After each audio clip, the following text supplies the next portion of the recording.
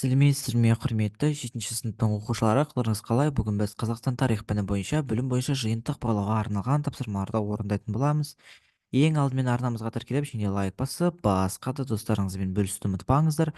Бізде бөлім 18 ғасырдағы Қазақстан мәдениеті білімі бойынша жиынтық бағалау. 2-ші тоқсанға арналған жиынтық бағалау.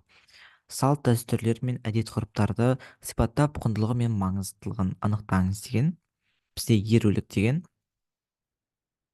Ерулік бұл бізде жаңадан көшіп келгендерге ауыл тұрғындары ерулік ретінде қонаққа шақырып дәм ұсынады. Ал бұның құндылығы мен маңызына келетін болсақ, ерулік ауыл тұрғындарының жаңа көршілерін жылы қабылдауы, жақындасуы мен достық қарым-қатынас орнатуына көмектеседі. Бұл дәстүр қонақжайлылықты өзара көмек көрсетуі көрсетеді. Келесі жылу жинау қиын жағдайда тап болған малы қырылған немесе малына қасқыр шапқандар қазақтар қоғам болып шығынның орнын толтыруға көмек көрсету дәстүрі. Яғни бір затынан айырылатын болса, көршілері оған жалпы жылу ретінде қолдан келгенше барынша оған шығын жабуға барынша өз үлестерін қосқан. Ал бұның құндылығы мен маңыздылығына келетін болсақ, бұл дәстүрлер халықтың не деген қамқорлығын, мейірімін және ынтымақтастығын білдіреді. Қоғамда көмекке мұқтаждарға жәрдемдесуге бағытталған. Ал асарға келетін болсақ, асар бұл үлкен шаруаларды атқару үшін ауыл тұрғындарының бірлесе жұмыс істеуі. Асар арқылы адамдар қиын істерді жеңілдетіп, еңбек бірлігін сақтайды. Бұл дәстүр ынтымақтастық пен ауызбіршіліктің маңыздылығын көрсетеді.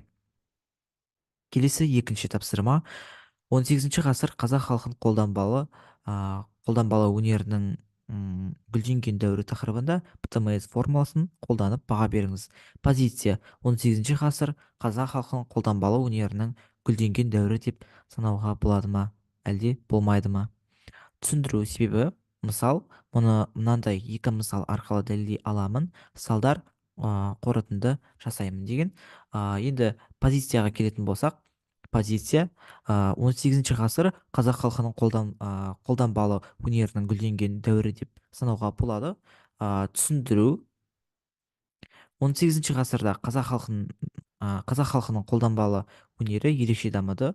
Бұл кезеңде ұлттық нақыштағы киіз үй жабдықтары, зергерлік бұйымдар және қару-жарақтар жоғары шеберлікпен жасалды. Әрбір ұйым халықтың тұрмысы мен дүниетанымымен тығыз байланыста болып, ұлттық мәдениеттің ажырамас бөлігіне айналды.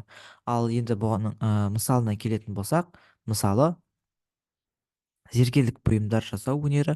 Қазақ халқының зергерлері алтын, күміс сияқты асыл металдардан әртүрлі әшекейлер жасап, оларды ерекше ою өрнектермен безендірген. Кілем тоқу және киіз үй жабдықтарын жасау. Қазақ қолөнершілері кілем, текемет, сырмақ сынды тұрмыстық заттарды табиғи бояғыштармен бояп, әдемі оюлармен өрнектеп жасаған. Салдар: қолданбалы өнердің дамуы қазақ мәдениеттің байлығын көрсетіп, оны басқа халықтардан ерекшеленеді.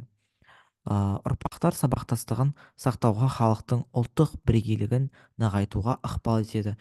Сондықтан 18 ғасырда қолданбалы өнердің гүлденген дәуірі деп сенімді түрде айта аламыз. Енді құрметті оқушылар, біз тапсырманың барлығын толықтай орындаған болатынбыз. Бізде дескрипторда толықтай берілген балл 11 балл. Осы 11 балдың толықтай 11 балын жинап отырмыз.